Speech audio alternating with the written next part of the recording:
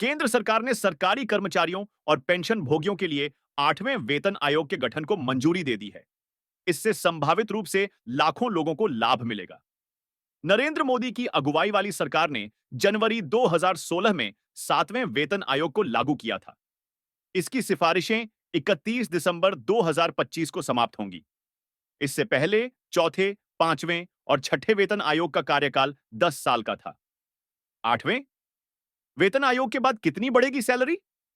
आठवें वेतन आयोग के लागू होने के बाद केंद्रीय कर्मचारियों की सैलरी में बंपर बढ़ोतरी हो सकती है। रिपोर्ट्स के मुताबिक इस बार फिटमेंट फैक्टर कम से कम 2.86 तय किया जा सकता है। अगर ऐसा होता है तो कर्मचारियों की न्यूनतम बेसिक सैलरी में भी इजाफा होगा।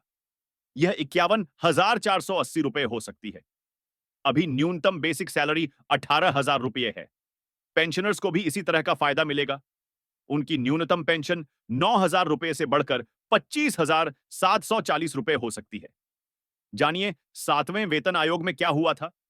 7वें वेतन आयोग के गठन के बाद केंद्रीय कर्मचारियों की न्यूनतम सैलरी में सबसे कम बढ़ोतरी की गई थी।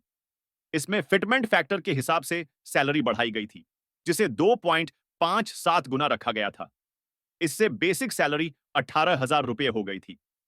अगर इसी फॉर्मूले को आधार माना जाए तो 8वें वेतन आयोग में फिटमेंट फैक्टर के अधिकतम दायरे में न्यूनतम सैलरी 26,000 रुपये हो जाएगी। जानिए क्या है फिटमेंट फैक्टर। फिटमेंट फैक्टर दरअसल सरकारी कर्मचारियों और पेंशन भोगियों के वेतन और पेंशन में बढ़ोतरी के लिए इस्तेमाल किया जाने वाला एक फॉर्मूला है। इसी आधार पर अलग अलग स्तरों पर वेतन में बढ़ोतरी की जाती है।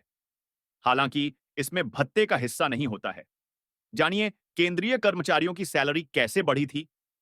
चौथे वेतन आयोग में केंद्रीय कर्मचारियों की सैलरी में 27.6% की बढ़ोतरी की गई थी।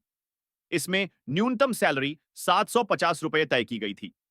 पांचवें वेतन आयोग में सैलरी में 31% की बड़ी बढ़ोतरी की गई थी। इससे केंद्रीय कर्मचारियों की न्यूनतम सैलरी सीधे 2,500 रुपये प्रति महीने हो गई थी। 7वें वेतन आयोग में फिटमेंट फैक्टर लागू किया गया था। तब इसे 1.86 गुना रखा गया था। इससे कर्मचारियों को सैलरी में सबसे ज्यादा उछाल मिला था। उनकी न्यूनतम सैलरी में 54% की बढ़ोतरी हुई और बेसिक सैलरी बढ़कर 7,000 रुपये हो गई थी। 7वें वेतन आयोग का गठन वर्ष 2014 में हुआ था।